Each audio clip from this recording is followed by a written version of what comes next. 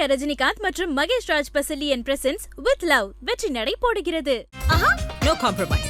உங்க சைடுலயும் எங்க சைடுலயும். GT Holidays, South India's #1 travel brand. மணப்பெண்ணின் பிரத்யேகமான திருமணம். விவாஹா தி சென்னை சில்க்ஸ். ஐபிசி தமிழ் நேயர்களுக்கு வணக்கம். இன்னைக்கு நம்ம கூட இயக்குனரும் எழுத்தாளருமான ராஜ்குமார் எழுந்திருக்காரு. சார் வணக்கம் சார். வணக்கம். நக்கீரனில் தொடராக எழுதியிருந்த அந்த கட்டுரைகள் பார்த்தோன்னா இப்போ புத்தகமாக வந்திருக்கு. திமிழுங்கிற பேரில் அந்த புத்தகம் வெளியாகி இருக்கு. அந்த புத்தகத்தில் இருக்கக்கூடிய தகவல்கள் பற்றி இப்போ இவர் கூட நம்ம பேசி தெரிஞ்சுக்கலாம். இப்போ அந்த புத்தகத்தில் மனிதனுக்கும் மனித இனத்துக்குமே காளைகளுக்குமே இடையிலான தொடர்பை பற்றி நீங்கள் நிறைய விஷயங்கள் எழுதியிருந்தீங்க. ஸோ உங்களுக்கு எந்த ஒரு கட்டத்தில் இந்த புத்தகத்தை எழுதணும்னு தோணுச்சு அப்படிங்கிற அந்த ஒரு புள்ளியிலேருந்து இந்த இன்டர்வியூ தொடங்கலாம்னு நினைக்கிறேன். ஸோ அது கொஞ்சம் நீங்கள் சொல்லுங்கள். நம்ம பேட்டைக்காளின்னு ஒரு வெப் சீரிஸ் பண்ணோம். ஒரு தாய் மக்கள் ஒரு ஆவணப்படம் பண்ணோம். அந்த டைமில் ஒரு 4 இயர்ஸ் கிட்ட ஜல்லிக்கட்டுகள்லேயே பயணித்து அந்த மாடுபிடி வீரர்கள் மாடு வளர்க்குறவங்க அவங்களோட பயணித்து ஒரு நிறைஞ்ச அனுபவம் வந்தது. நானே ஒரு மாடு வளர்த்தேன், மாடு அவுத்தேன். நம்ம அந்த மாடு தான் நடிச்சிது படத்தில். இந்த மாதிரி அந்த மாடுகளோடு இருந்த உணர்வை நான் கோபாலன் என்கிட்ட நான் சொல்லும்போது இது ஒரு தொடராக பண்ணலாம் நக்கீரனில் அப்படின்னாரு. அதுக்கப்புறம் ஒரு தொடர் எழுதணும். கொஞ்சம் மாதங்கள் அது தொடராக வந்தது. திமிழ்ன்ற பேரில் வந்தது. அது இந்த அனுபவங்களில் என்னால் விஷுவலாக எதெல்லாம் காமிக்க முடிஞ்சதோ அதெல்லாம் நான் விஷுவலாக காமிச்சேன். அதுவும் மீறி திரைப்படமாக இல்லாமல் டாக்குமெண்ட்ரிலையும் என்னென்ன சொல்ல முடியுமோ அதெல்லாம் நான் சொன்னேன். அதுவும் இல்லாத பல புள்ளி விவரங்கள், இன்னும் கொஞ்சம் ஆழமான வரலாறு செய்திகள்லாம் இருக்குது. சரி, அதை அந்த புத்தகத்தில் கொண்டு வரணும், எழுத்து வடிவத்தில் கொண்டு வரணுன்றது விருப்பம். அதனால் இந்த திமிழ்ன்ற புத்தகத்தை பண்ணோம். இப்போ அது புக் ஃபேரில் நல்ல பேர் வாங்கியிருக்கு. எனக்கு இந்த ஒரு புள்ளியில் என்ன கேட்கணும்னு சொல்லி தோணுங்கன்னா, நீங்கள் மனித பரிணாமம் வளர்ச்சி அடைந்ததில் காளைகளோட பங்கு எந்த அளவுக்கு அதிகமாக இருந்தது அப்படிங்கிறத சொன்னீங்க. கிட்டத்தட்ட காளைகள் மனித வாழ்வுக்குள்ளே வந்ததுக்கப்புறம் தான் மனிதன் அடுத்த கட்டத்துக்கு போனால் அந்த குறிஞ்சி நிலத்திலிருந்து முல்லை நிலத்துக்கு வந்தான் அப்படிங்கிறது சொல்லியிருந்தீங்க. அந்த புள்ளியை நீங்கள் எப்படி சார் நிறுவுனீங்க? அதுக்கு உங்களுக்கு எந்த மாதிரியான ஆதாரங்கள் நீங்கள் எடுத்தாண்டீங்க? ஓகே, இப்போ நம்ம இலக்கிய ஆதாரங்கள் எப்படின்னா, மனிதன் குறிஞ்சியில் இருந்தான். ஆரம்பத்தில் மலைப்பகுதிகளில் வாழ்ந்தான். மலைப்பகுதிகளிலேருந்து முல்லைக்கு இறங்கினான், காடு பகுதிகளில் இறங்கினான். அதுக்கப்புறம் முல்லையில் காட்டை எரித்து விவசாயம் பண்ணி மருத பகுதிகளில் வாழறான். நெய்தல், கடல் வாணிபம் செய்து நெய்தல். அதை தாண்டி குறிஞ்சியும் முல்லையும் முறையால் தீவின் அது பாலை ஆகிடுது. பாலை பகுதிகளில் வாழறான். இப்படி தான் மனித இனம் வாழ்ந்ததுன்றது தான் நம்ம இலக்கிய ஆதாரங்கள் சொல்கிறது. இப்போ குறிஞ்சியில் நாடோடிகளாக தெரிஞ்ச மனிதன் அதுக்கப்புறம் தரைப்பகுதிகளில் முல்லையில் இறங்கின பிறகு ஒரு இடத்துல நிலையாக இருந்து வாழ்கிறதுக்கான சூழல் எப்படி அமைஞ்சுது அப்படிங்கிறது தான் நம்மளோட தேடல். இப்போ நம்மளுடைய புத்தகங்கள் என்ன சொல்லுவாங்கன்னா, நாடோடியாக தெரிஞ்ச மனுஷன் ஆத்தங்கரை சமவெளியை பார்த்தான், ஆறை பார்த்தான், உடனே உழுது விதைச்சான், அப்படியே ஒரு பரிணாமம் உருவாச்சு, ஒரு சமூகம் உருவாச்சு அப்படின்றது தான் நம்முடைய கல்வியில், நம்ம பள்ளி கல்விகளை நம்ம கற்றுக்கிறது. ஆனால் நம்ம இலக்கியங்கள் என்ன சொல்லுதுன்னா, முல்லையில் நாடோடிகளாக தெரிஞ்சவன் மாயோன் காலத்தில் மாடுகளை டேம் பண்ணி அடக்கி மாடுகளை கூட்டமாக சேர்த்து ஆணிரைகளை சேர்க்குறான். ஆணிரைகளை சேர்த்த பிறகு அந்த ஆணிரைகளை பட்டி கட்டி பாதுகாக்கிறான். அப்போ ஆணிரைகளை பாதுகாக்கும்போது அங்கேயே அவன் தங்க வேண்டிய சூழல் வருது. அப்போ அந்த மாடுகளை ஒட்டியே அவன் குடில்களை அமைக்கிறான். குடிகள் அமைச்சு குடும்பங்கள் வருது. குடும்பங்கள்லேருந்து சமூக கட்டமைப்பு உருவாகுது. ஒரு மனுஷன் நிலையாக வாழ்கிறதுக்கான தேவையே முதல்ல ஒரு மாடை டேம் பண்ணி அதை ஒரு பட்டி கட்டி அதை நோக்கி வாழ்கிறதுக்கு தான் அந்த குடில்களும் சமூக அமைப்பு உருவாகுதுன்றது தான் நம்ம இலக்கியம் சொல்கிறது. இது எனக்கு லாஜிக்கலாகவும் படுது. ஏன்னா மனுஷன் நிலையாக ஒரு இடத்துல வாழணுன்னா அதுக்கு ஒரு தேவை இருக்கணும்ல. அப்போ மாடுகளை ஒரு இடத்துல டேம் பண்ணால் அப்போ அந்த மாடுகளுக்காக திருப்பி சொல்கிறேன், நான் சொல்கிறது நானே ரிப்பீட் பண்ணுறேன். இல்லை, இது எனக்கு லாஜிக்கலாக படுது. மாடுகளை டேம் பண்ணி ஒரு பட்டி கட்டி வாழும்போது அவன் அதுக்கான குடில்களை அமைச்சான் அப்படிங்கிறது. இன்னமும் நம்ம ஊர்களில் பார்த்திங்கன்னா பட்டின்னு முடிகிற ஊர்கள் நிறைய இருக்குது. அதெல்லாம் மாடுகளை மேய்ச்சி ஒரு இடத்துல வச்சு ஒரு சமூகமாக வாழ்ந்ததுன்னு நான் நினைக்கிறேன். இந்த புக்கில் எனக்கு இன்னொரு ஆச்சரியமான ஒரு விஷயம், இந்த ஆங்கிளில் நம்ம யோசிக்கவே இல்லை அப்படிங்கிற மாதிரி எனக்கு தோணுது. என்னென்னா, மகாபாரதமும் தமிழ்நாட்டில் நடந்துக்கிறதுக்கான சாத்தியக்கூறுகள் இருக்குது. அதில் இருக்கக்கூடிய அந்த நிலப்பகுதிகளும் கதையில் வரக்கூடிய நிலப்பகுதிகளும் நம்ம வாழ்வியலை ஒத்து பார்க்குறப்ப ஓகே, இவர் சொல்லக்கூடிய அந்த விஷயங்கள் உண்மையான தோணுது அப்படின்ற மாதிரி எனக்கு தோணுச்சு. ஸோ அது உங்களுக்கு எந்த ஒரு கட்டத்தில் இது இப்படி நடந்துறதுக்கான சாத்தியக்கூறுகள் இருக்குது, அதுக்காக காரணமாக நீங்கள் புக்கில் சொல்லியிருந்த விஷயங்கள் அதை பற்றி கொஞ்சம். அது என்னென்னா, இப்போ இப்போது சொல்கிறவங்க எல்லாமே என்ன சொல்கிறோன்னா வட இந்தியாவில் மகாபாரதம் நடந்தது, மகாபாரத போர் நடந்தது அப்படின்னா அதுக்கான சில எவிடன்ஸ்லாம் அவங்க வைக்கிறாங்க, அதுக்கு சில லாஜிக் பாயிண்ட்ஸ் எல்லாம் வைக்கிறாங்க. இப்போது மொழி பகுப்பாய்வில் இதை வேறு மாதிரி அணுகுறாங்க. எப்படின்னா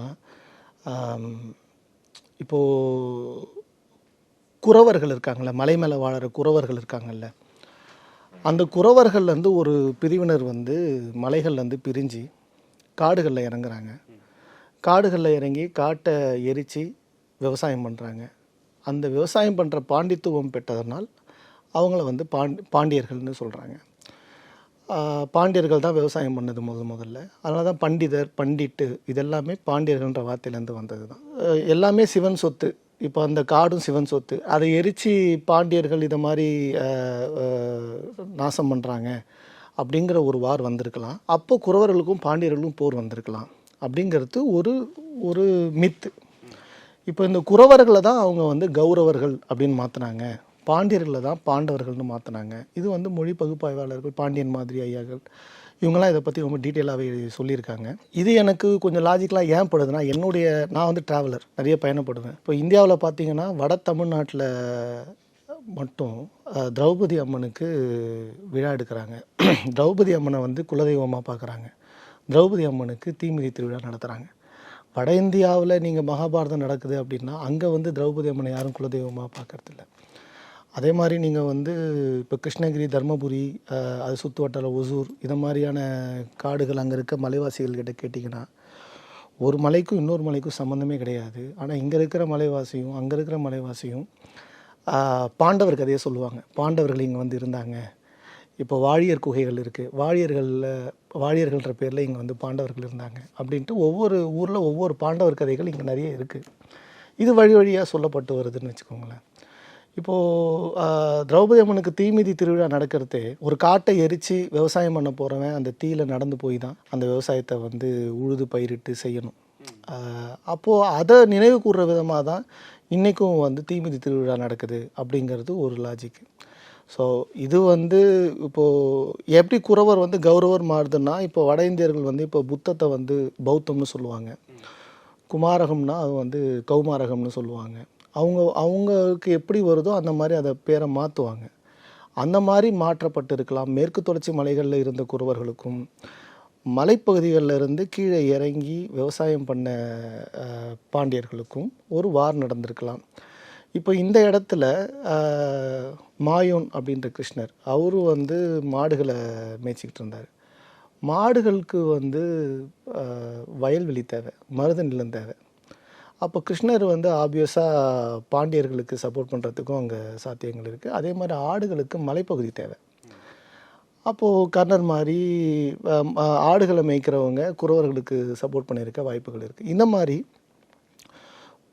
குழுக்களாக பிரிஞ்சு ஒரு பெரிய ஒரு வார் ஒன்று நடந்திருக்கலாம் அப்படிங்கிறது. அதுவும் இல்லாமல் நான் எப்படி பார்க்குறேன்னா, அது இந்த மண்ணில் நடந்திருக்கலாம், இல்லைன்னா அந்த போர் நடந்த இடம் கடல் கொண்டு போயிருக்கலாம்.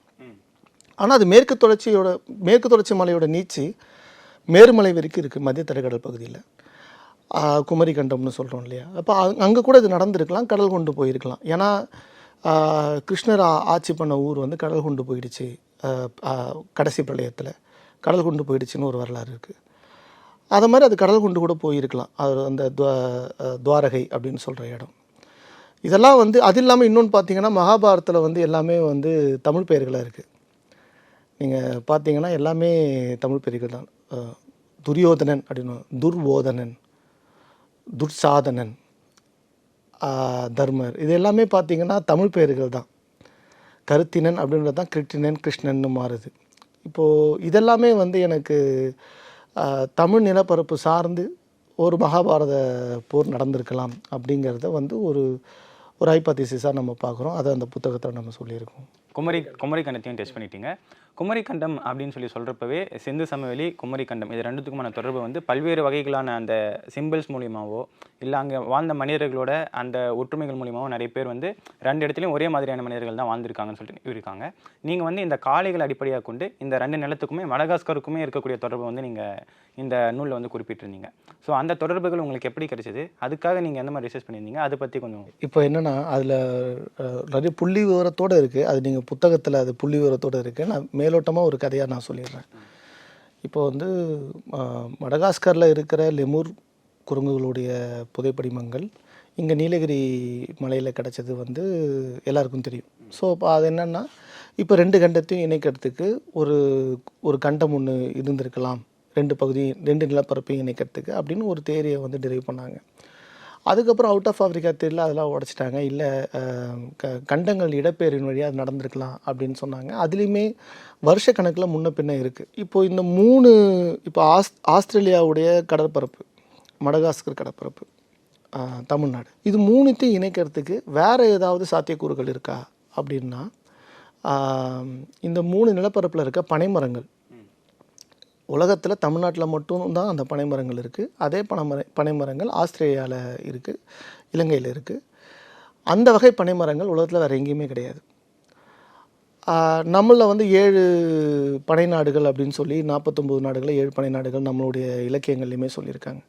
அப்போ இலக்கியத்தில் சொன்னதும் இப்போ இருக்கிற நில ஆராய்ச்சிலையுமே அப்போது இந்த பனைமரங்கள் இந்த நிலப்பரப்புகளை இணைக்கிற மாதிரி இருக்குது அப்படின்னா அங்கே ஒரு கண்டம் இருக்கிறதுக்கான வாய்ப்புகள் இருக்குது.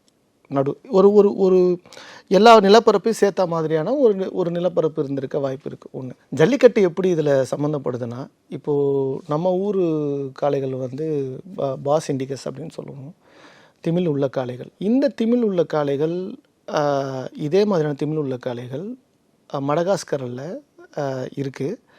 இப்போ நம்ம இங்கே ஏறு தழுவுதல்னு விளையாடுற இந்த விளையாட்டை அவங்க சாவிகா அப்படிங்கிற பேரில் விளையாடுறாங்க.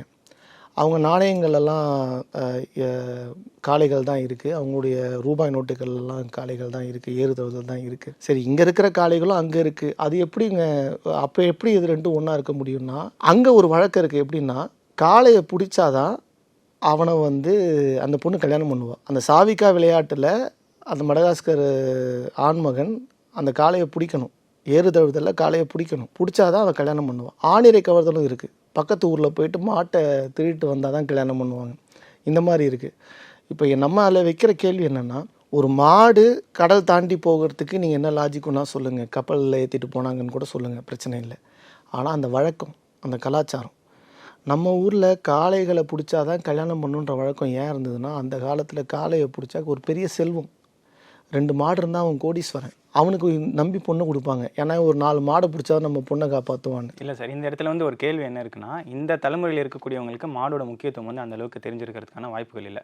மாடுகள் ஏன் செல்வமாக கருதப்பட்டது, அதை நம்ம எக்ஸ்பிளைன் பண்ணால் தான் இதை பார்க்கக்கூடிய இந்த தலைமுறையை சேர்ந்தவங்களுக்கு வந்து ஓகே, மாடால் இவ்வளோ பயன்கள் இருக்கா அப்படிங்கிறதும் புரியும்.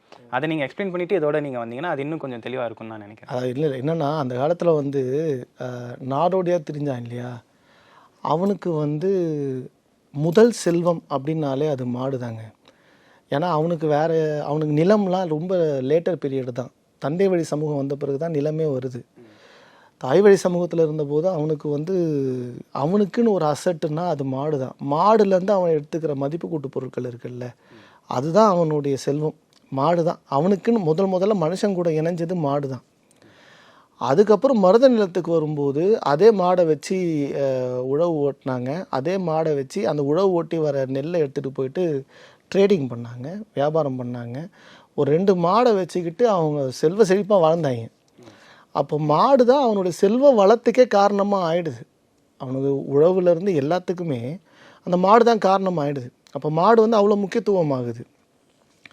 இப்போ அந்த மாடை பிடிச்சா பொண்ணை கொடுக்கறதுங்கிறது, இப்போ வந்து குறிஞ்சி நிலத்தில் கையாலேயே புளியை அடித்து கொன்று அதோடைய பல்லை எடுத்து கொண்டு வந்தால் அவனை கல்யாணம் பண்ணிப்பாங்க. முல்லை நிலத்தில் மாடை டேம் பண்ணால் அவனை கல்யாணம் பண்ணிப்பாங்க. மருத நிலத்தில் இளவட்டக்கல்லை தூக்குனா அவனை கல்யாணம் பண்ணிப்பாங்க. ஏன்னா வந்து விவசாயிகளுக்கு உடல் பலம் இருக்கணும், ஏர் ஓட்டுறதுக்கு எல்லாத்துக்கும் உழவுக்கு உடல் பலம் இருக்கணும். அந்த ஆண்மகனுக்கு உடல் பலம் இருக்கான்னு செக் பண்ணுறதுக்கு அந்த இளவட்டக்கல்லை தூக்குற வழக்கம். நெய்தல் பகுதிகளில் ஒரு குறிப்பிட்ட மீன், அந்த மீனை பிடிச்சா கல்யாணம் பண்ணுவாங்க. அந்த மீனை பிடிச்சிட்டு வந்தால் தான் அவனை கல்யாணம் பண்ணிப்பான். இதெல்லாம் நம்மள வழக்கமாக இருந்தது. அதை மாதிரி இப்போ வந்து காடுகளில் வாழ்ந்தபோது புலியோட சண்டை போடுற அளவுக்கு அந்த ஆண்மகனுக்கு வில் பவர் இருக்கா, ஸ்டாமினா இருக்கா அப்படின்னு பார்க்கறதுக்கு செக் பண்ணுறதுக்காகவே இந்த மாதிரி ஒரு விளையாட்டை வச்சுருந்தாங்கன்னு வைங்களேன். அந்த வழக்கம் இப்போ ஒரு 20-30 வருஷம் வரைக்குமே நம்ம ஊர்லேயுமே நானே பார்த்துருக்கேன். மாடு பிடிச்சி கல்யாணம் பண்ணி நல்லா வாழ்ந்துட்டு இருக்கவங்களெல்லாம் பார்த்துருக்கேன். மாடு பிடிச்சிருப்பாரு, அந்த பொண்ணை கொடுத்துருப்பாங்க, நல்லா வாழ்ந்துக்கிட்டு இருக்காங்க, அப்படிலாம் இருக்காங்க. இப்போ கிடையாது. ஆனால் இப்போவும் மடகாஸ்கரில் மாடை பிடிச்சா தான் அந்த பொண்ணு அவனை கல்யாணம் பண்ணுவாள். இப்போது இந்த வழக்கம் இருக்குல்ல, இந்த கலாச்சாரம் உலக அளவில் வேறு எங்கேயுமே இல்லை. அப்போ அது வந்து தமிழ்நாட்டிலையும் இருக்குது, மடகாஸ்கர்லேயும் இருக்குன்னா, கலாச்சார ரீதியாக ஏதோ ஒரு பந்தம் இருக்குது கடல் தாண்டி அப்படின்னா, இந்த கடலுக்குள்ளே இந்த 2 நிலப்பரப்பை இணைக்கிற வேறு ஏதோ ஒன்று இருக்க வாய்ப்பு இருக்குது, வேறு ஒரு நிலப்பகுதி இருக்க வாய்ப்பு இருக்குது, ஒரு கலாச்சாரம் இருந்திருக்க வாய்ப்பு இருக்குது. அப்படிங்கிறத நம்ம அந்த புத்தகத்தில் டெரைவ் பண்ணுறோம். இப்போ காளைகள் வளர்ப்பு அப்படின்னு சொல்லி நம்ம பேசுகிறப்ப ஜல்லிக்கட்டு தான் அதில் ஒரு முக்கியமான இடத்தை பிடிச்சிருக்கு. அதுக்காக நம்ம நடந்த அந்த வரலாற்று தொடர்பான அந்த ஒரு போராட்டத்தையும் நம்ம பார்த்துருக்கோம். ஜல்லிக்கட்டு இப்போ காளைகளுக்கு வந்து எந்த அளவுக்கு முக்கியமானதாக இருக்குது? அதாவது நம்மக்கிட்ட 857 காளைகள் இருந்ததுக்கான எவிடன்ஸை ஆல்ரெடி ஜேர்னல்ஸில் கொடுத்துருக்காங்க, ஆய்வறிக்கைகளே கொடுத்துருக்காங்க.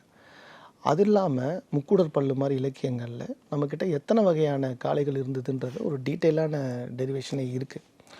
ஆனால் இப்போ பார்த்திங்கன்னா ஒரு 10 வகையான நாட்டு மாடுகள் தான் இருக்குது. புலிக்குளம், காங்கேயம், தேனி மலை மாடுகள், வத்ராப்பு மாடுகள், பர்கூர் மாடுகள், ஆலம்பாடி, இந்த மாதிரி ரொம்ப குறைவான மாடுகள் தான் இருக்குது. இந்த வகைகளுமே இப்போ அது ஏன் இந்த அளவுக்கு குறைஞ்சதுன்னா, நம்ம வந்து நாட்டு மாடுகள் வளர்ப்பில் வந்து ஆர்வம் குறைஞ்சி வெண்மை புரட்சிக்கு பிறகு நம்ம வந்து ஜெர்சி பசுக்களில் வந்து நம்ம மாறிட்டோம். ஏன்னா அதில் நிறைய பால் வருது அப்படிங்கிற வியாபார தேவைக்காக. அப்போது இந்த காளைகளை வளர்க்குறதுக்கான தேவையே நமக்கு வரலை. இந்த காளைகளை எதுக்கு வளர்க்கணும் அப்படின்ற ஒரு தேவையே இல்லைல்ல. அந்த காளைகள் இருந்தால் தான் ப்ரீட் ஆகும், அப்போ தான் அந்த இனம் வாழும். அப்போது இதுக்கு ஒரே ஒரு மாற்று வழியாக என்ன மிச்சம் இருந்ததுன்னா ஜல்லிக்கட்டு மட்டும்தான். ஜல்லிக்கட்டுக்காக மட்டுமே காளைகளை வளர்க்குறதுனால அந்த காளைகளும் அதோடைய இனமும் தொடர்ந்து வாழ்ந்துக்கிட்டே இருக்குது. இப்போவும் தமிழ்நாட்டில் பல ஊர்களில் 10 காளை 15 காளை ஜல்லிக்கட்டுக்காகவே வச்சு வளர்த்துக்கிட்டு இருக்காங்க. அந்த ஒரு ரொம்ப அரிய வகை ப்ரீடுகள்லாம் எடுத்து வளர்த்துக்கிட்டு இருக்காங்க. அப்போ அந்த ப்ரீடு வாழுது இல்லை. ஒருவேளை ஜல்லிக்கட்டும் இல்லைன்னா வேறு எதுக்காக வளர்க்க போகிறாங்க? அவங்களுக்கு தேவையே இல்லாமல் போயிடுது இல்லை. உழவு ஓட்டுறதுக்கு டிராக்டர் வந்துருச்சு, அதுக்குமே அவங்களுக்கு வந்து ஒரு முன்னாடி வந்து கொள்ளேறு நல்லேறுலாம் இருந்தது, இப்போ அதுவுமே கிடையாது. அப்போ அவங்களுக்கு வந்து அந்த ப்ரீடை காப்பாற்றுறதுக்கு இருக்கிற ஒரே ஒரு கடைசி மிச்சம் வந்து ஜல்லிக்கட்டு மட்டும்தான். ஏறுதழுதல் இருக்கிற வரைக்கும் இந்த காளை இனங்கள் வாழும். இப்போ மிச்ச சொச்சம் இருக்கிற காளை இனங்களையாவது நம்ம காப்பாற்றணும். இந்த ஜல்லிக்கட்டு காளைகளுக்கான தேவையாக வந்து இதுக்கு முன்னாடி விவசாயம் இருந்தது. இப்போ அதுக்கடுத்து பால் வந்து இந்த ஜெர்சி மாடுகள் வந்து உள்ளே இப்போ அந்த இடத்த நிரப்பியிருக்கு. அந்த ஒரு இடைவெளி வந்ததுக்கான காரணம் என்ன சார்? இப்போ ஜெர்சி மாடுகள் அந்த இடத்துல வந்து அதிகமான பால் கொடுக்குது, இது மட்டும் தானா, இல்லை ஜல்லிக்கட்டு காளைகளை தாண்டி அது வந்து நமக்கு வேற ஒரு இதை கொடுக்குதா? இல்லை, இப்போது 1970 வெண்மை புரட்சி வந்தது. வெண்மை புரட்சிக்கு முன்னாடி 20,000 டன் வந்து நம்ம பால் பவுடராக நம்ம வந்து இறக்குமதி பண்ணிக்கிட்டு இருந்தோம். பெரிய பால் தேவை இருந்தது. அப்போ என்ன பண்ணுறாங்கன்னா, குறுக்கு இனப்பெருக்கம் வழியாக வெண்மை புரட்சியில் குறுக்கு இனப்பெருக்கம் வழியாக பால் தேவையை தன்னிறைவடை செய்யலாம் அப்படின்னு சொல்லி ஜெர்சி மாடுகளை பாஸ்டாரஸ் மாடுகளை வந்து கிராஸ் பண்ணுறாங்க. இப்போ பாஸ்டாரஸ் மாடுகளுடைய பிரச்சனை என்னென்னா, அதுங்க வந்து வெப்பம் தாங்காது. இப்போ என்னென்னா, அந்த மாடுகள் வந்த பிறகு இங்கே வந்து அது ஒரு நாளைக்கு 10 லிட்டரு 15 லிட்டரு பால் கொடுக்குது அப்படின்ன உடனே இங்கே அந்த மாடுகளை கொண்டு வந்து இங்கே இருக்கிற மாடுகளோட ப்ரீட் பண்ணி குறுக்கு இனப்பெருக்கம் பண்ணி பால் தேவையை நிறைவு பண்ணிட்டாங்க. வியாபார ரீதியாக பொருளாதார ரீதியாக இங்கே பல பேருக்கு வந்து வாழ்வாதாரம் கிடைச்சிது. பால் உற்பத்தியில் 4.25 மில்லியன் விவசாயிகளுக்கு அவங்களுக்கு வியாபார தேவையை வந்து இது வந்து பூர்த்தி பண்ணுச்சு. இந்த புள்ளி விவரங்கள் எல்லாமே புத்தகங்களில் இருக்குன்னு வைங்க. இப்போது அது ஒரு தன்னிறைவு அடைஞ்சிருச்சுன்றது ஒரு பக்கம். ஆனால் இப்போ அந்த பால் தேவை நிறைவடைஞ்சாலும் அந்த பாலால் வரக்கூடிய பிரச்சனைகள்னு ஒன்று இருக்குது. ரத்த அழுத்தம், சுகரு, இன்னும் அலர்ஜி, இன்னும் பல வியாதிகள் இந்த பால்கள் வழியாக வருது அப்படின்றதையும் வந்து நிரூபணம் பண்ணிட்டாங்க. அதுக்கு ரொம்ப சிம்பிள் ரீசன், அதாவது நாட்டு மாடுகள், திமில் இருக்கிற மாடுகள் வெப்பத்தை வந்து திமிலில் தாங்கும். ஆனால் ஜெர்சி மாடுகள் வெப்பம் தாங்காது. அது இந்த மண்ணோட மாடுகள் கிடையாது. அப்போ என்ன பண்ணுதுன்னா அதோடைய வெப்பம் அப்படியே அதோட பால்லையும் சிறுநீர்லையும் சாணத்துலேயும் வெளியே போகுது. அதனால் அதுக்கு அதிக ஆன்டிபயாட்டிக் கொடுக்க வேண்டியிருக்கு. அந்த ஆன்டிபயாட்டிக்கும் பாலில் 40% கலக்குதுன்னு சொல்கிறாங்க. அப்போ இதெல்லாம் அந்த பாலில் மாறி அந்த பாலை நம்ம குடிக்கும்போது அதுக்கான வியாதியும் நமக்கு வந்து சேருது. இதுதான் ரொம்ப சிம்பிளான சயின்ஸ். அதில் அதுக்கப்புறம் அது ஒரு வியாபார ரீதியாகவும் பொருளாதார தேவையாக பார்த்து எல்லாருமே ஜெர்சி மாடுகள் மாதிரி பால் தேவைக்கு மாறிட்டதுனால இப்போ நாட்டு மாடு ஒரு நாளைக்கு வந்து 1 லிட்டர் 2 லிட்டர் தான் கறக்கும். ஆனால் ரொம்ப சக்தி வாய்ந்த பாலாக இருக்கும். அதை சாப்பிட்டிங்கன்னா அது வித்தியாசமே தெரியும். உங்களுக்கு மஞ்சள் குழச்சாப்பில் இருக்கும் அந்த பால். அது வித்தியாசம் அவ்வளோ தெரியும் அதில். ஆனால் ஜெர்சி பால் வந்து அந்த சக்தியை கொடுக்கறது கிடையாது. ஆனால் பொருளாதார தேவையை நிறைவேற்றுது. எல்லாருமே பொருளாதார தேவையை நோக்கி போனதுனால அது யாரும் தனிப்பட்ட முறையில் நம்ம சொல்ல முடியாது, அரசியலாகவும் சொல்ல முடியாது. இப்படி 1 லிட்டர் கொடுக்குற இடத்த 10 லிட்டர் கொடுக்குதுன்னா எல்லோரும் அங்கே தான் போவாங்களே தவிர அதுக்கு பின்னாடி இருக்க வரலாறு யாரும் பார்க்க மாட்டாங்கல்ல. அப்படி மாறினது தான். அப்படி மாறி ஒரு 20-30 வருஷத்தில் நம்ம எல்லா விதமான நாட்டு மாடுகளுமே நம்ம தொலைச்சிட்டோம். சிவகங்கை இங்கெல்லாம் நடக்கிறப்ப மஞ்சு விரட்டா நடக்குது அப்படிங்கிற அந்த ஒரு குறிப்பு கொடுத்து. ஆமாம், அது சிவகங்கை, அரளிப்பாறை, அப்புறம் வந்து கண்டுப்பட்டி, முல்லை நில பகுதிகளில் விரட்டு, வாடி, வடம் எல்லாமே முல்லை நில பகுதிகளில், தமிழ்நாட்டோட முல்லை நில பகுதிகளில் மட்டும்தான் நடக்குது. தர்மபுரியில் ஆரம்பித்து சேலம், அப்படியே நீங்கள் ஒரு தமிழ்நாட்டோட மேப் எடுத்துக்கோங்க. மேலே தர்மபுரியில் ஆரம்பித்து சேலம், அப்புறம் திருச்சி, மதுரை, புதுக்கோட்டை, கீழே வந்தீங்கன்னா ராமநாதபுரம் வரைக்கும், சிவகங்கை, ராமநாதபுரம் இந்த பகுதிகளில் மட்டும்தான் ஜல்லிக்கட்டு விளையாடப்படுது. நீங்கள் அப்படியே கொஞ்சம் நகர்ந்து நீங்கள் சிவகங்கையில் நடக்குது, அப்படியே கொஞ்சம் நகர்ந்து திருநெல்வேலி போனீங்கன்னா திருநெல்வேலியில் நடக்காது. திருநெல்வேலியில் இளவட்டக்கல் போட்டி நடக்கும். ஏன்னா அது எல்லாமே மருத பகுதிகளுக்கு அந்த மண்ணுக்கே அது கிடையாது, அந்த மண்ணுக்கே அந்த தேவை கிடையாது. முல்லை நிலப்பகுதி அந்த மண்ணுடைய குணம் நான் நினைக்கிறேன். அந்த முல்லை நிலப்பகுதிகளில் பிறந்த மக்களுக்கே அந்த மாடுகள் மேலே ஏறுதழுவுதல் விளையாட்டு விளையாடணுன்ற ஒரு ஆசை வருதுன்னு நான் நினைக்கிறேன். விரட்டுகள் குறிப்பிட்ட தென் தமிழ்நாடு பகுதியில் மட்டும்தான் நடக்குது. வாடி எல்லா ஊர்லேயும் நடக்குது. விரட்டுகள் ரொம்ப குறிப்பிட்ட பகுதிகளில் மட்டும்தான் நடக்குது. அதுதான் ஆரம்பமான ஆரிஜின், ரொம்ப தொன்மை. எந்த ஊர்லாம் விரட்டுகள் நடக்குதோ அந்த ஊர்லாம் ரொம்ப தொன்மையான ஊர் அப்படின்னு நம்ம பார்க்கலாம். Okay sir. அடுத்து வந்து பார்த்தோன்னா இந்த மலைப்பகுதியில் இருக்கக்கூடிய மக்கள் தான் பீஃப் அதிகமாக சாப்பிடுவாங்க. அதே நம்ம வந்து நிலம் சார்ந்து வந்துட்டோம்னா அவங்க வந்து ஆட்டுக்கறி அதிகமாக சாப்பிடுவாங்க அப்படின்னு சொல்லிட்டு நீங்கள் சொல்லியிருந்தீங்க. அதுக்கு நீங்கள் சொல்லியிருந்த அந்த காரணங்கள் அது வந்து ரொம்ப புதுசாக இருந்தது சார். அதை பற்றி கொஞ்சம் வந்து தியரிட்டிக்கலாக கொடுக்க முடியாது. ஆனால் வந்து ஒரு உணர்வு ரீதியாக நான் என்ன பார்க்குறேன்றதை நான் சொல்கிறேன். இப்போது மண்ணுக்குன்னு ஒரு குணம் இருக்குது. தமிழ்நாட்டு மண்ணுக்குன்னு ஒரு குணம் இருக்குது. இந்த மண்ணில் பிறந்தவங்க இப்படி தான் இருப்பாங்க, வட தமிழ்நாட்டில் பிறந்தவங்க இப்படி தான் இருப்பாங்க, தென் தமிழ்நாட்டில் பிறந்தவங்க இப்படி தான் இருப்பாங்க. இப்படி மண்ணுக்குன்னு ஒரு குணம் இருக்குது. குறிஞ்சியில் பிறந்தவங்க இப்படி தான் இருப்பாங்க. அந்த மண்ணுடைய பண்பு அங்கே இருக்கிற மனிதர்களுக்கும் வருதுன்னு நான் நினைக்கிறேன். இப்போது குறிஞ்சியில் ஆடுகள் மேயுது. ஆடுகள் குறிஞ்சி பகுதியுடைய அசட், சொத்து, செல்வம். குறிஞ்சி பகுதியில் இருக்கிறவங்க ஆட்டுக்கறியே சாப்பிட மாட்டாங்க. அதே மாதிரி முல்லை மருதம் பகுதியில் இருக்கிறாங்கல்ல, அவங்க வந்து மாட்டுக்கறியே சாப்பிட்றது கிடையாது. இப்போ நீங்கள் இன்றைக்கும் அந்த பண்பு தொடருது. ஆயிரக்கணக்கான வருஷமாக இன்றைக்கும் கேரளா பகுதிகளில் மாட்டுக்கறி அதிகமாக சாப்பிட்றாங்க. ஆனால் தமிழ்நாட்டில் பார்த்தீங்கன்னா கடா வெட்டி ஆட்டுக்கறி அதிகமாக சாப்பிட்றோம். கேரளாவில் அதே மாதிரி மட்டன் கிடையாது. இங்கேயும் வந்து மாட்டுக்கறி வழக்கம் கிடையாது. அப்போது அந்த மண்ணுடைய பண்பு, இப்போ அதுதான் நான் ஒரு விளக்கம் ஒன்று கொடுத்துருந்தேன். இப்போ எப்படின்னா தமிழ்நாட்டுடைய நெய்தல் பகுதிகள் இருக்குல்ல, இங்கே பாண்டிச்சேரி, கடலூர், அப்படியே அந்த நெய்தல் பகுதிகளே ராமநாதபுரம் வரைக்கும் போங்க. இந்த நெய்தல் பகுதிகளை, தஞ்சாவூருடைய நெய்தல் பகுதி, இங்கெல்லாம் பாரம்பரியமாக சிலம்பம் சொல்லி கொடுத்துக்கிட்டு இருக்காங்க. வழியாக குருகுலங்கள், வேறு ஆசான்கள், அவங்களாம் வந்து நெய்தல் பகுதிகளில் அதிகமாக சிலம்பம் சொல்லித்தராங்க. ஏன் நெய்தல் பகுதிகளில் சிலம்பம் அதிகமாக இருக்குது மற்ற ஊர்களை விட அப்படின்னா, ஆரம்ப காலங்களில் போர்கள் வந்து கடல் வழியாக அந்நிய படையெடுப்பு வழியாக வரும்போது நெய்தல் பகுதிகளில் தான் அந்த சண்டையே நடந்தது. அப்போ இங்கேருந்த நெய்தல் பகுதி மக்கள் தான் சிலம்பம் போர் சிலம்பம் செய்து வாரில் வந்து வார் நடந்த பகுதி, அது வாரில் ஜெயித்தாங்க.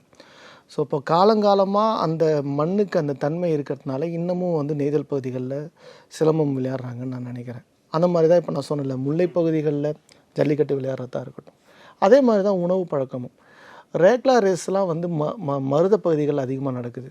ஏன்னா காலங்காலமாக அவங்க வந்து மாடு கட்டி எவ்வளோ வேகமாக அந்த நெல்லை எடுத்துகிட்டு போய் ட்ரேடிங் பண்ணுறாங்கன்றது தான் அங்கே இருக்கிற கேமே. அப்போது விவசாயம் முடித்த உடனே நெல் அவங்க ட்ரேடிங் பண்ணுறதுக்காக அந்த வண்டி கட்டிட்டு போனதை இப்போ வரைக்கும் ஒரு ரேஸ் பந்தயம் மாதிரி அவங்க வந்து விளையாடிக்கிட்டு இருக்காங்க. இப்படி அந்த ஊருடைய பண்பு, அந்த மண்ணுடைய பண்பு அந்த மனிதர்களுக்கு காலங்காலமாக ரிஃப்ளெக்ட் ஆகிட்டு இருக்கு அப்படிங்கிறத நான் வந்து நான் என்னுடைய பயணத்தில் நான் உணர்வுபூர்வமாக நான் அதை பார்க்குறேன். நான் அதில் ஒன்று சொல்லிடுறேன். இப்போ நான் வந்து மாட்டுக்கறி பற்றி பேசினதுனால அது மட்டும் நான் சொல்லிடுறேன். இல்லை இப்போ தமிழ்நாட்டில் மாட்டுக்கறி சாப்பிட்றாங்களே, மாட்டுக்கறி சாப்பிட்லையே அப்படின்னு சொன்னால், நம்ம இலக்கியங்களில் தமிழர்கள் மாட்டுக்கறி சாப்பிட்ட எந்த ஒரு வரலாறுமே கிடையாது. அப்படி எந்த ஒரு பதிவுமே இல்லை. ஆணிரை கவர்தலில் பாலை நிலத்திலேருந்து வந்து ஆணிரை கவர்தல் பண்ணும்போது பஞ்சம் பட்டினியில் அவங்க வந்து மாடுகளை வந்து சாப்பிட்டாங்க.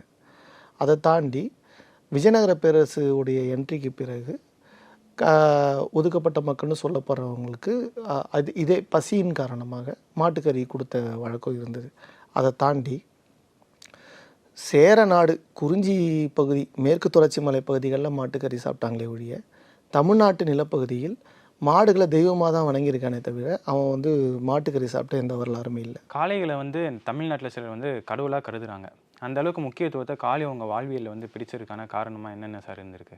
காளை தான் சிவனுடைய முதல் வாகனம். இப்போது சமண மதத்தில் ரிஷபநாதர்னு சொல்லப்படுறாரு சிவன். பசுபதின்ட்டு சிந்து சமவெளி நாகரிகத்தில் சொல்லப்படுறாரு. இங்கே எல்லாருமே வந்து மாடு தான் வாகனம். இப்போ நந்தீஸ்வரர்னு சொல்கிறோம். நான் சிவன்கிட்ட தீட்சை வாங்கினவர் நந்தி அப்படிங்கிறது. ஸோ நந்தி வந்து நம்ம லிங்கத்தை வழிபட்டோம்னா நந்தியை வணங்கிட்டு தான் லிங்கத்தை நம்ம வழிபடுறோம். பிரதோஷ காலத்தில் நந்தியை வணங்குகிறோம். நந்திக்கு அவ்வளோ முக்கியத்துவத்தை நம்ம வந்து ஆரம்ப காலத்துலேருந்தே கொடுத்துருக்கோம். இது நாகரினம். தமிழர்கள் என்பதும் நாகரினம். சிவ வழிபாடு செஞ்சவங்க. இந்த பூமியே சிவபூமி தான். அப்படி இருக்கும்போது இவங்களுக்கு காளைகள் தான் வந்து தெய்வமாகவே இருந்திருக்கு ஆரம்ப காலத்தொட்டே. அதுக்கப்புறம் தான் பிற்காலத்தில் ஆடு வருது, பன்றி, சேவல் இதெல்லாம் வந்து மனுஷனோட இணையுது. ரொம்ப லேட்டர் பீரியடில் நாய் வந்து இணையுது. மிருகமாக மனுஷங்கிட்ட முதல்ல இணைஞ்சது காளை, மாடு. மனுஷனோட ஒரு குடும்ப உறுப்பினர் மாதிரி இருந்திருக்கு. அப்புறம் அது ஒரு தெய்வீகமாகவே அதில் வந்து பல அம்சங்களை பார்க்குறோம். எப்படின்னா மாட்டு சாணத்துலேருந்து தான் விபூதி எடுக்கிறோம். அந்த விபூதியில் தான் நம்ம வந்து பட்டை போடுறோம். அது தமிழர்களோட பிரத்யேகமான வழக்கம், பட்டை போடுறதுங்கிறது. ஸோ அதில் வந்து தியான முறைகளில், பீனியல் கிளாண்ட் ஆக்டிவேஷனில் அதெல்லாம் வந்து விபூதி வந்து ரொம்ப முக்கியமான பங்கு வகிக்குது. ஸோ மாடுடைய அம்சம் வந்து தெய்வ அம்சம்தான். அது வந்து இன்றைக்கி ஒரு அன்றாட வாழ்க்கையிலையுமே நீங்கள் ஒரு வீட்டு கிரகப்பிரவேசனா கூட மாடை உள்ளே கொண்டு வந்துட்டு தானே போகிறோம். இதெல்லாம் நம்ம பண்டைய வழக்கம் இது.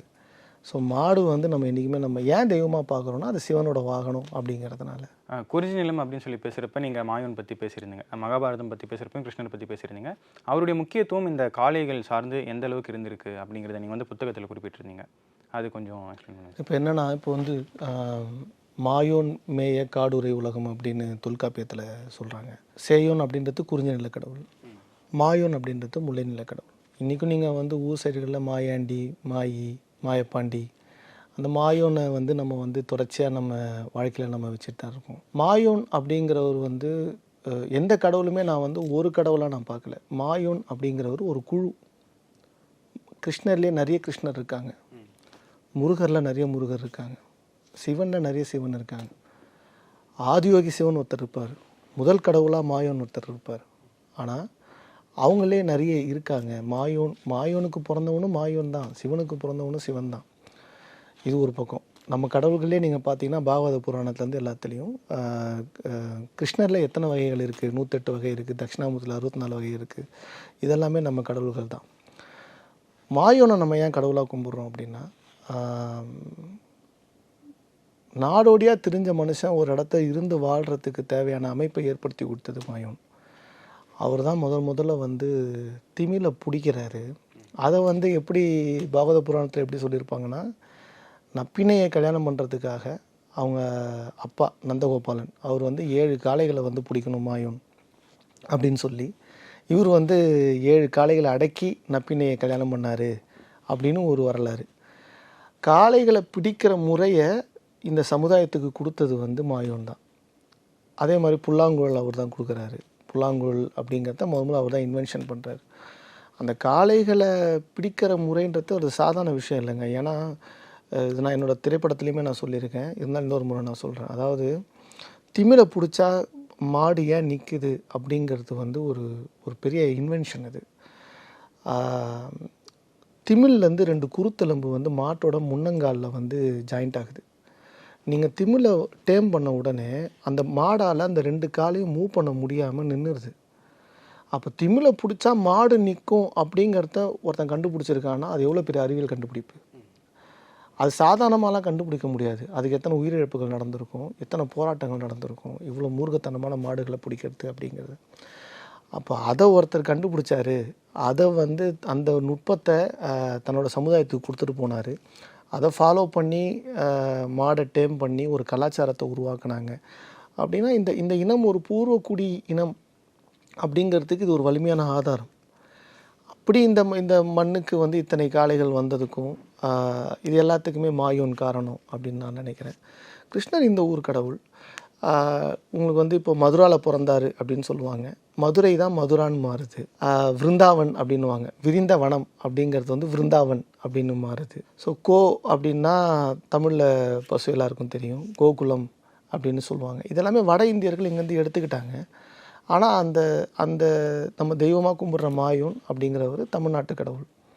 அதுதான் நம்மளுடைய வரலாறு. ஸோ ஆமாம், அதான் இப்போ வந்து நீங்கள் மாயோனை வந்து நம்ம வந்து இன்றைக்கும் நம்ம வந்து இங்கே நம்ம கும்பிட்றோம்ல. இப்போ நீங்கள் வந்து பார்த்திங்கன்னா சதுரகிரி மலையுடைய கீழ்ப்பகுதிகளில் இருக்க காடுகளில், வத்ராயிருப்பு காடுகளில் அங்கே தான் வந்து கண்ணன் வந்து மாடு மேய்ச்சார் அப்படின்னு நான் நினைக்கிறேன். ஏன்னா நான் வந்து அங்கே இருக்க கிடை மாடுகளோடு நான் பயணித்தேன். அங்கே நிறைய கிடை மாடுகள் இருக்குது. 500 மாடு 1000 மாடு மேய்ச்சிக்கிட்டு இருக்காங்க. காலங்காலமாக நான் சொன்னல ஒரு மண்ணுக்குன்னு இருக்கிற குணம், அந்த மாதிரி அந்த மலைக்காடுகளில் வந்து மாடுகளை மேய்ச்சிக்கிட்டு இருக்காங்க. இந்த மாடுகள் எங்கேருந்து வந்ததுன்னா அதுக்கான சரியான வரலாறே இல்லை. ஒரு 3 தலைமுறை 5 தலைமுறை வரைக்கும் சொல்கிறாங்க. அதாவது ஒரு 300 மாடு வச்சுருப்பாங்க, தன் பிள்ளைங்களுக்கு பிரித்து கொடுப்பாங்க. அவங்க அப்படியே தன்னோட கிடையை பெருக்கி பெருக்கி பெருக்கி மாடு செல்வம் அப்படியே பெருகிருக்கே தவிர இந்த மாடுகள்லாம் எங்கேருந்து வந்தது, நம்ம ஊரில் இருக்கிற மலை மாடுகள் அதோடைய பூர்வீகம் என்ன அப்படிங்கிறதுக்கு சரியான வரலாறே இல்லை. கம்பத்தில் தம்பிரான் தொழுவத்தில் மட்டும் ஒரு வரலாறு என்ன சொல்கிறாங்கன்னா, காமதேனுடைய பிரிதி வழி கண்ணுக்குட்டியை கிருஷ்ணர் வந்து கொடுத்துட்டு போனார். அந்த கண்ணுக்குட்டியை நாங்கள் வந்து வழி வழியாக அதோட ப்ரீட் எடுத்து நாங்கள் வந்து வளர்த்துக்கிட்டு இருக்கோம் அப்படின்னு சொல்லி தம்பிரான் தொழுவத்தில் இப்போ வரைக்கும் அந்த விட்டுட்டு போன அந்த ஆமாம், அவர் காமதேனோட பிரிதி வழி கண்ணுக்குட்டியை கொடுத்ததா அங்கே ஒரு வரலாறு செய்தி. அந்த மாடுடைய வம்சத்தை இப்போ வரைக்கும் அவங்க வந்து கோவில் கட்டி பட்டத்து ராஜான்னு சொல்லுவாங்க.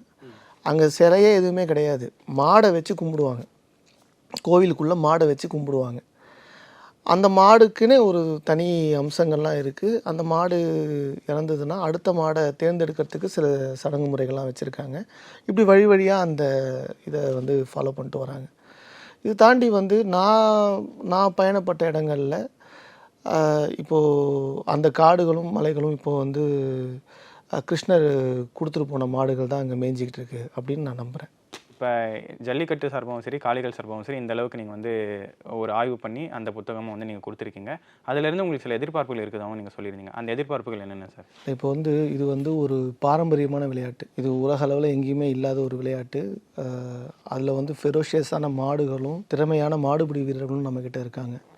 ஒரு வருஷத்துக்கு 1000க்கு மேலே ஜல்லிக்கட்டுகள் தமிழ்நாட்டில் நடக்குது. இதுக்காக தடை செய்ய பார்த்தாங்க, தடை செய்ய முடியல. அதுக்கப்புறம் இப்போ மக்களே கொண்டாடுற அளவுக்கு எல்லா ஊர்லையும் ஜல்லிக்கட்டு நடந்து வரலாறு மாறிடுச்சுன்னு வச்சுக்கோங்க. இப்போது இந்த 1000 இது வந்து அரசுக்கு இல்லை வந்து இது சார்ந்த அமைப்புகளுக்கு நம்ம கொடுக்குற ஒரு வேண்டுகோள் தான். ஒரு 1000 ஜல்லிக்கட்டுகள் மேலே நடக்கிற இந்த விளையாட்டை இன்னும் ஒழுங்குமுறைப்படுத்தி ஆர்கனைஸ் பண்ணி இப்போ ஒரு பிரேசிலில் நடக்கிற மாடு விளையாட்டுகள் மாதிரி இதை வந்து இன்னும் கொஞ்சம் பார்வையாளர்களுக்கு ஏற்ற அரங்கங்கள் கட்டி இதை முறைமைப்படுத்தணும்னு வச்சுக்கோங்க.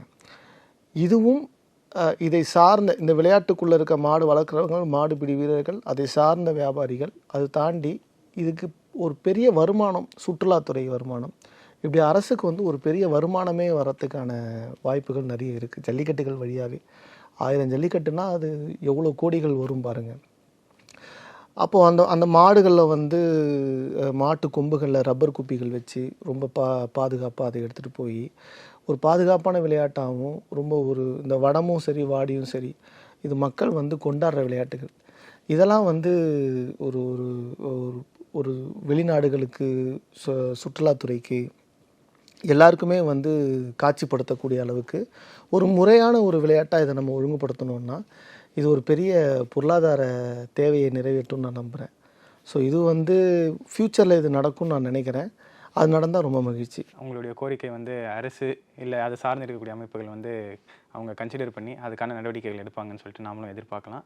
ஜல்லிக்கட்டு சார்ந்தும் சரி, காளைகளுக்கும் மனித வாழ்வியலுக்கும் தொடர்புபடுத்தி நிறைய விஷயங்கள் பற்றி நம்ம பேசியிருக்கோம். நீங்கள் எழுதியிருக்கக்கூடிய புத்தகத்தில் இன்னும் கொஞ்சம் நீங்கள் விரிவாக பதிவு செஞ்சுருக்கீங்க. ஸோ வாய்ப்பு கிடைக்கிறவங்க அந்த புத்தகத்தை வாங்கி படிப்பாங்கன்னு சொல்லிட்டு நம்ம எதிர்பார்க்கலாம். நிறைய விஷயங்கள் பகிர்ந்ததுக்கு ரொம்ப நன்றி சார். நன்றி நன்றி நன்றி. சௌந்தர்யா ரஜினிகாந்த் மற்றும் Mahesh Raj Pasalian presents with love வெற்றி நடை போடுகிறது. ஆஹா, நோ காம்ப்ரமைஸ். உங்க சைடுலயும் எங்க சைடுலயும். GT Holidays, South India's #1 travel brand. மணப்பெண்ணின் பிரத்யேகமான திருமணம் விவாஹா தி சென்னை சில்க்ஸ்.